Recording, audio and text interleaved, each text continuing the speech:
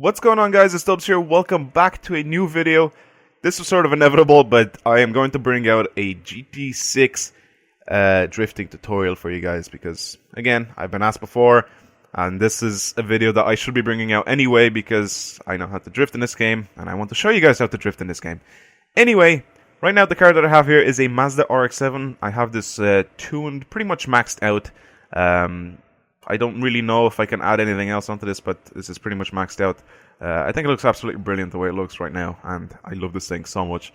I finally managed to make this drift like the car that I have in Gran Turismo 5.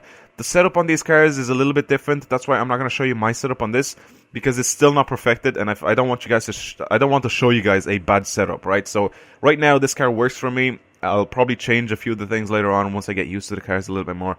But as of right now, this car, works for me, and I'll probably put up tunes later on. But you guys probably already know that Project Drifting is on its way back, and for you guys unfamiliar with that, basically what I do is I take a car, I tune it for drifting, and take it out on the track, and then I see what it's like, and then I give it away to someone. So in those videos, I basically show the tunes of different types of cars. So if you want to check out tunes for those, then I guess you can subscribe to my channel, and you can wait until those videos come out. As of right now, I don't have enough money to be able to do those videos exclusively, for one every week or whatever the hell I was doing before. Anyway, so let's go ahead and go into Fearon. But before I do that, you guys should pretty much know that you're going to need to have, of course, a rear-wheel drive car. Don't start off with a four-wheel drive. I know some people tell you to start off with a four-wheel drive before you go drifting with a rear-wheel drive. Go start off with a rear-wheel drive. I'm telling you right now, it's better for you to learn how to drift with a rear-wheel drive before a four-wheel drive. I don't know, it'll get you guys to be a little bit more universal with cars, because it's easier to drift with a four-wheel drive, but drifting, once you learn how to drift with a rear-wheel drive, you can drift pretty much anything that's rear-wheel drive or four-wheel drive. But get yourself a rear-wheel drive car, get something that has a decent amount of horsepower, something like a Shelby GT500, Jaguar XKR or XKRS, something with a decent amount of horsepower, something that's cheap as well, that you only have to pay like once and you don't have to tune it too much. Maybe adding just tires and stuff like that. That's pretty much it. But anyway, once you have all that, get Comfort hard tires. They're about 1,500 quid, so that's pretty much very, very easy to obtain. Anyway, go ahead afterwards and go into your garage and go into Fearon. And the tracks I recommend for you guys to drift in, go into World. Brands Hatch is decent. It's not the best one to learn how to drift on, but it is kind of decent. Again, Willow Springs as well is really good to mess around on, but it is not that great to learn how to drift because the corners are really, really tight, and also the track is kind of thin, so it's going to be a little bit difficult for people to learn how to drift on it. I guess I'll have to go with the originals, the Suzuka East Course and Tsukuba. The reason why I want you guys to try learn how to drift on Suzuka East Course is once you have pretty much the whole drifting thing down, where you go around the corner, you accelerate, you counter steer, and all that. Go into Suzuka, and the way it has all those S-bends, right? Go on those and try to link your drifts together, and that's how you'll properly learn how to do your chained drifts. But as of right now, we're gonna go on Tsukuba, and basically, I'm gonna teach you guys how to drift and how to start off pretty much knowing what you're gonna have to do when you're drifting. So let's head out on the track. Alright, now we're on the track. I'll show you guys a few things that you can do to start learning off that drift. I'm gonna turn around here because I want to show you guys something on this straight here. Basically, what I want you guys to do is when you turn around here, you can do this on Suzuka as well, because Suzuka has actually a longer straight, so I guess that'll be a little bit better for this thing that I'm trying to tell you now what to do. Anyway, drive around on the track before you do any of this, and try to figure out basically how your gears work. And what I mean by how your gears work is like how much power each one of your gears have. So right now, second gear has a shit ton of power. Third gear has enough power to spin the wheels. Fourth gear doesn't have enough power until it gets to 6,000 revs, right? You understand what I mean? Try to figure out when the power comes in for every single one of your gears, and you can start it from the bottom, right? So when you start from whatever amount of revs it's idling at now, and you accelerate, right? See not how long it takes, but see when the power decides to kick in. right? That's kind of useful for you guys, especially when you enter a drift and you don't know if you have enough power to actually accelerate in a drift and, you know, be able to do the whole drifting thing. But I guess right now, when you're driving on the straight, try to keep doing this over and over again. And what I want you guys to do is go ahead and keep doing these little flicks left and right. And the reason why I want you guys to do that is so you guys can get to know the way your car basically counter steers and the amount of steering needed to be able to make the car go straight again.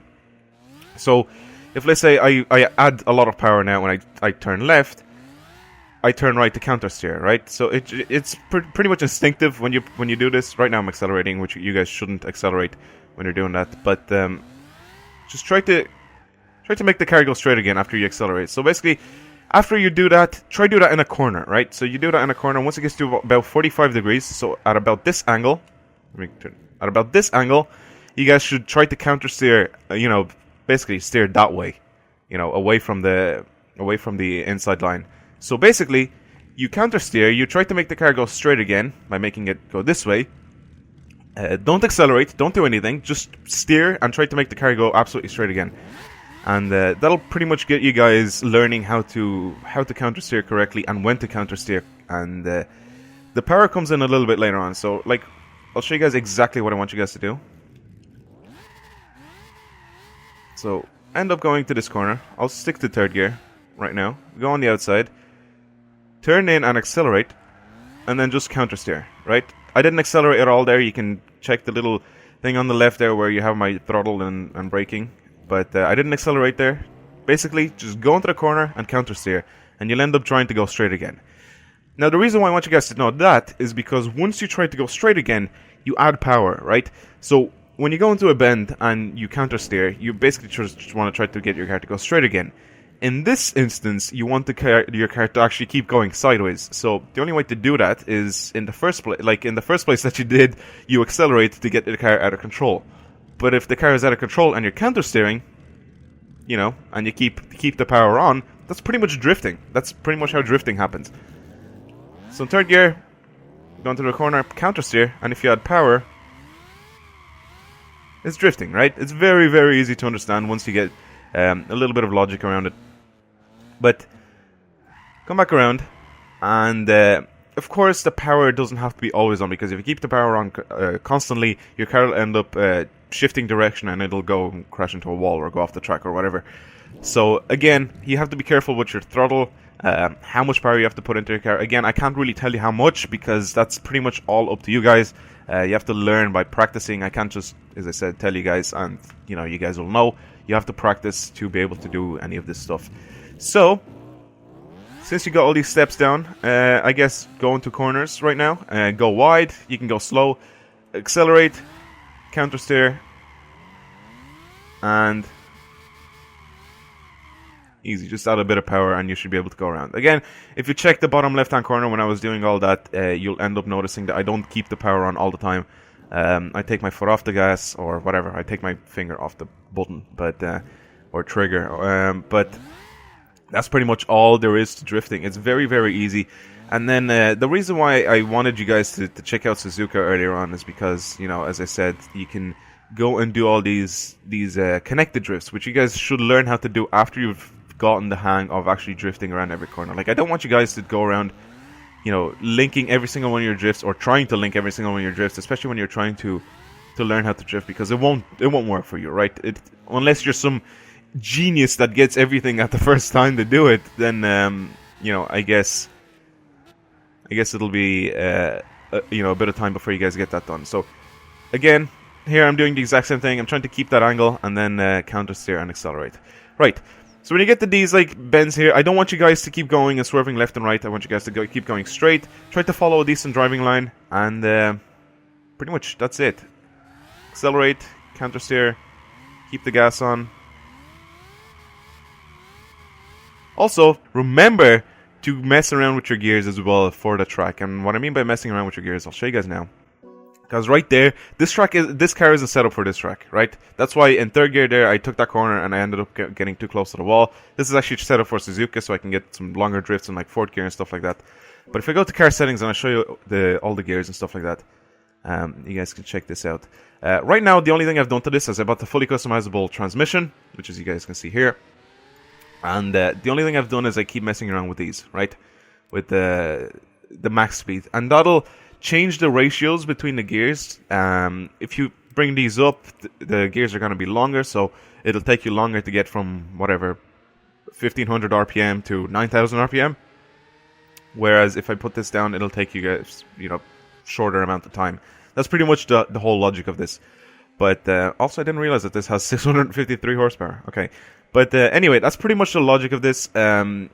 Usually on these tracks, try to bring it down a little bit more, of course, because you're not going to go like 300 kilometers an hour on these tracks. And of course, you have to figure out what gear you have to go into the corner. Again, that's what I said earlier. Just drive around the track a little bit and see exactly what it's like to mess around with this car. Anyway, hopefully this video was helpful. If you guys have any questions whatsoever, please leave them down in the comments below, because I will be answering you guys as much as I possibly can.